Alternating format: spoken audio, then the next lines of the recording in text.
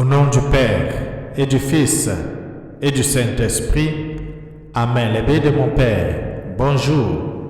Bienvenue à cette nouvelle journée de méditation où nous sommes mercredi de la 32e semaine du temps ordinaire et nous continuons à lire les textes de l'année impaire. Nous arrivons, comme vous le voyez, au milieu de cette semaine de méditation où je vais continuer toujours à vous exhorter, à vous inviter à partager vraiment largement dans vos différents réseaux ces différentes méditations et vous dire que nous sommes disponibles, tout un réseau de prêtres, des hommes pétris, des chrétiens, des chrétiennes qui sont disponibles à travers le monde pour vous écouter dans vos cas d'intention de messe, d'intention de prière et bien d'autres sujets. Soyez-en rassurés, allez sur le site www.ricard.net. Vous avez le courriel, vous avez un numéro de téléphone, c'est un numéro de téléphone WhatsApp. Vous pouvez donc les utiliser pour vos différents besoins, pour vos différents sujets. Et merci aussi de tout ce que vous faites pour soutenir cette œuvre.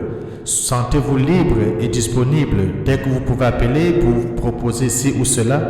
Nous serons toujours heureux et dans la joie de vous donner les différentes consignes et ce qu'il faut faire. Aujourd'hui, nous aurons deux textes pour notre méditation. Nous allons continuer la lecture du livre de la sagesse au chapitre 6, les versets 1 à 11, dans lesquels une invitation est donnée. Écoutez au roi et comprenez, afin que vous appreniez la sagesse. Oui, le bien de mon Père, il faut toujours écouter la voix de Dieu qui est au fond de nous, écouter ce que Dieu nous enseigne dans sa parole chaque jour pour être habité par la sagesse, parce que la parole de Dieu, elle est vivante, parce que Dieu lui-même est la sagesse. Et lorsque nous l'écoutons, comme faisait jadis le roi Salomon, nous sommes habités par la sagesse et Dieu éclaire nos raisonnements et nos faits et gestes. Ensuite, nous allons continuer la lecture de l'évangile de Jésus-Christ selon Saint Luc au chapitre 17, les versets 1 à 19. Dans ce passage spécifiquement, nous allons voir l'histoire de ces 10 lépreux, mais surtout l'histoire de cet étranger parmi les 10, le Samaritain, qui va retourner dire merci à Jésus et qui va retourner en action de grâce pour ce que le Seigneur a fait dans sa vie. Et Jésus va dire, il ne s'est trouvé parmi eux que cet étranger pour revenir sur ses pas et rendre gloire à Dieu. Qu'est-ce que nous faisons des grâces que le Seigneur nous donne? Comment nous nous comportons? Qu'est-ce que nous faisons? Est-ce que nous sommes capables d'aller dire merci au Seigneur? Est-ce que nous sommes capables de retourner sur nos pas pour aller rendre gloire à Dieu pour les bienfaits et les merveilles qu'il accomplit pour nous? Tournons nos sens à l'intérieur, les biens de mon Père. Apprêtons les différents textes de méditation de ce matin à chacun et à chacune. Bienvenue.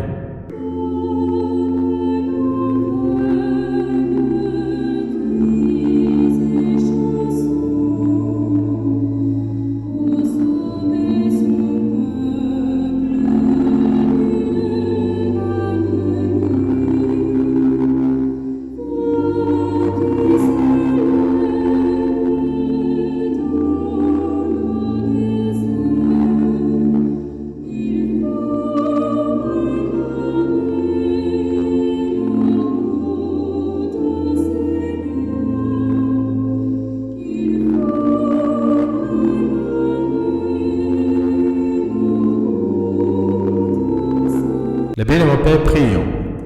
Dieu qui a relevé le monde par les abaissements de ton Fils, donne à tes fidèles une joie sainte. Tu les as tirés de l'esclavage du péché. Fais-leur connaître le bonheur impérissable. Nous t'avons prié par Jésus-Christ, ton Fils bien-aimé, lui qui vit avec toi, Dieu, pour des siècles et des siècles. Amen.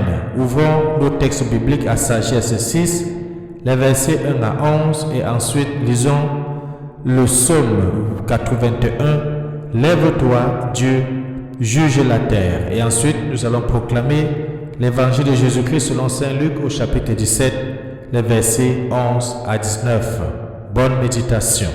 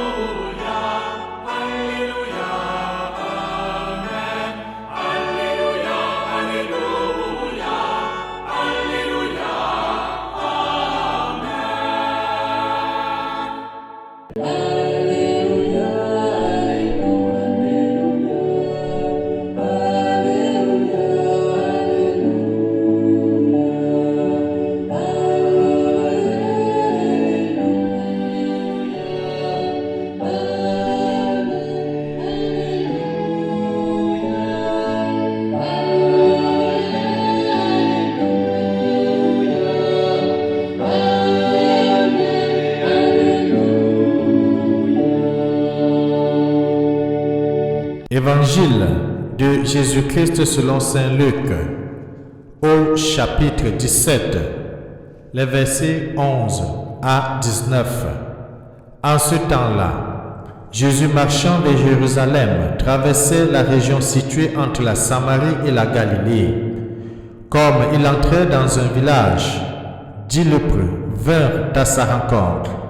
Ils s'arrêtèrent à distance et lui crièrent: Jésus, Maître, prends pitié de nous. À cette vue, Jésus leur dit: Allez vous montrer aux prêtres.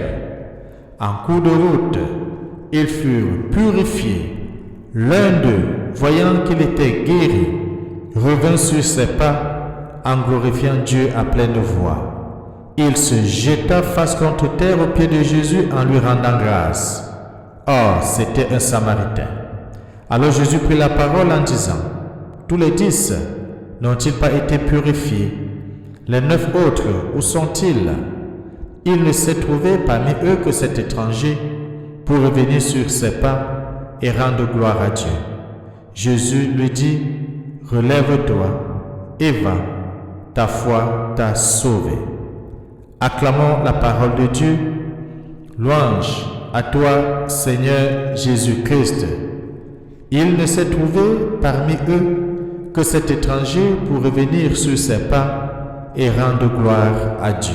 Les bénis de mon Père, c'est l'exclamation de Jésus-Christ devant la foule. C'est l'exclamation de Jésus-Christ face au comportement des 10. C'est l'exclamation de Jésus-Christ qui peut montrer non seulement son étonnement, mais surtout qui veut nous enseigner. Lorsqu'on lit le texte, on voit tout l'intérêt du récit qui se concentre sur le contraste entre l'avant et l'après. Nous voyons bien comment les 10 intercèdent, mais un seul revient pour rendre grâce, rapporte à Jésus en lui reconnaissant la grâce de sa guérison. Or, qui plus?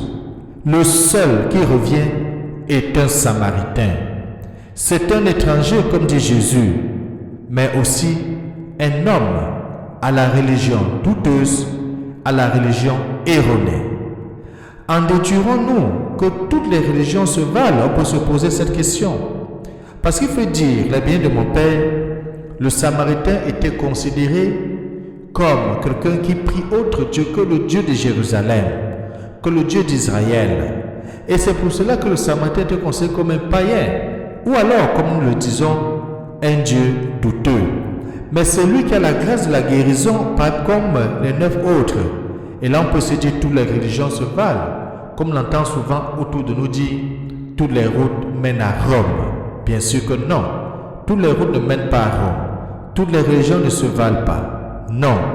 Mais que les hommes dont nous avons des raisons chrétiennes de recuser la religion ou l'absence de religion peuvent largement nous en remontrer quant au sens de Dieu, quant à la force de la conviction, quant à la générosité à l'égard d'autrui. C'est ce que nous pouvons comprendre dans cette histoire, que ceux qui ne pratiquent pas la foi comme nous, ceux qui ne sont pas chrétiens comme vous et moi, ceux qui ne sont pas des baptisés, ceux qui ne s'asseyent pas au premier banc dans l'église, ceux qui ne passent pas le temps à chanter matin, midi, soir, qui se disent charismatiques, ainsi et ça, ceux-là sont là, mais ceux qui ne font pas comme eux, qui ne sont même pas chrétiens, peuvent nous donner des leçons. Et c'est ce que nous pouvons voir au milieu de nous. Souvent nous réclamons faim, bien priant, bien remplis dans la foi, mais nos actes laissent à désirer. Voilà 9 parmi les 10 qui étaient des Juifs purs, qui pratiquaient la loi, qui connaissaient que le Messie devait arriver, qui attendaient le Messie. Mais lorsque le Messie s'est révélé en eux à travers les miracles, aucun d'eux n'a pu revenir rendre grâce, aucun d'eux n'a pu revenir reconnaître la messianité du Christ ou reconnaître que le Christ est loin de Dieu. Ils sont tout simplement partis. Mais celui qui n'était pas juif, qui n'attendait pas le Messie, qui n'avait pas, comme on peut le dire, cette attente de la venue, lui, il a reconnu dans le geste de Jésus quelqu'un d'important. L'absence de reconnaissance envers Dieu et où cette reconnaissance s'exprime-t-elle le mieux, sinon dans la liturgie de l'Eucharistie en particulier, sinon lorsque nous célébrons la messe. L'absence d'action de grâce transforme l'être humain que nous sommes en consommateur et en profiteur de la grâce de Dieu. Elle le déshumanise jusque dans les profondeurs de son esprit et dans les profondeurs de son cœur. Si Dieu nous bénit tous les jours, Dieu nous fait pour nous des miracles tous les jours, Dieu nous accompagne tous les jours et que nous sommes incapables de faire l'action de grâce, cela n'est pas nécessaire, cela n'est pas bon. Nous devenons des consommateurs des grâces de Dieu, nous ne devenons pas ses fidèles, nous ne devenons pas ses fils, nous ne devenons pas ses filles dans la communion. Eh bien, de mon Père, cela est important. Il y a une disposition très importante qui est biblique dans l'Ancien Testament, la loi lévitique, où Dieu demande très clairement d'apporter le 10e de ce que nous avons pour la construction du temple. Le 10e. Mais qu'est-ce que nous faisons, toi qui m'écoutes? Est-ce que tu as payé ta dîme? Quand tu vas à l'église pendant l'offrande, qu'est-ce que tu donnes comme offrande? Est-ce que tu cherches les derniers jetons, les dernières piécettes d'argent pour mettre dans le panier? ou est-ce que tu prends la peine d'offrir le 10e de ce que tu as obtenu à Dieu? Et quand on parle de la dîme ici, ce n'est pas seulement en moyens financiers, c'est aussi en temps. En temps parce que Dieu nous donne 24 heures par jour. Est-ce que dans les 24 heures, tu es capable de prendre le 10e de 24 heures, c'est-à-dire au moins 2 heures de temps pour prier, pour être en communion avec Dieu, pour évangéliser, pour annoncer la bonne nouvelle? Oui, toi aussi, est-ce que tu as le temps d'aller dire merci pour tout ce que Dieu fait dans ta vie? Tout ce que tu es en train de m'écouter, c'est parce que Dieu t'a donné le don de la vie et que tu t'es levé. Est-ce qu'en te levant, tu as dit merci à Dieu? Oui, si tu es en train de m'écouter, c'est parce que Dieu t'aime. Est-ce que tu dis merci à Dieu pour le travail qu'il t'a donné? Merci à Dieu pour le mari, pour la femme qu'il t'a donné. Merci à Dieu pour les enfants, les petits-enfants qu'il t'a donné. Merci à Dieu pour le bien matériel, meuble qu'il t'a donné.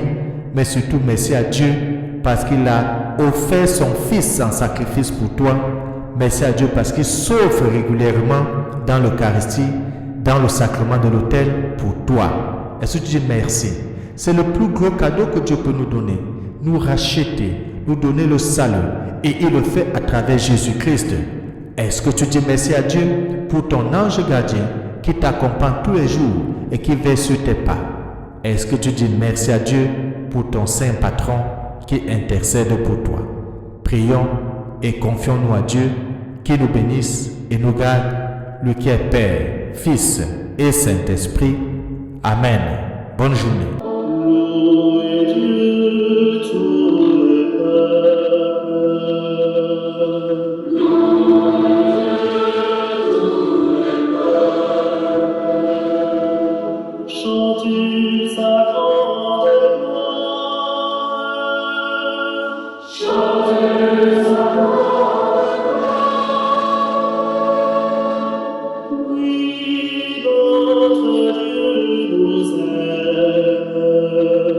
Son amour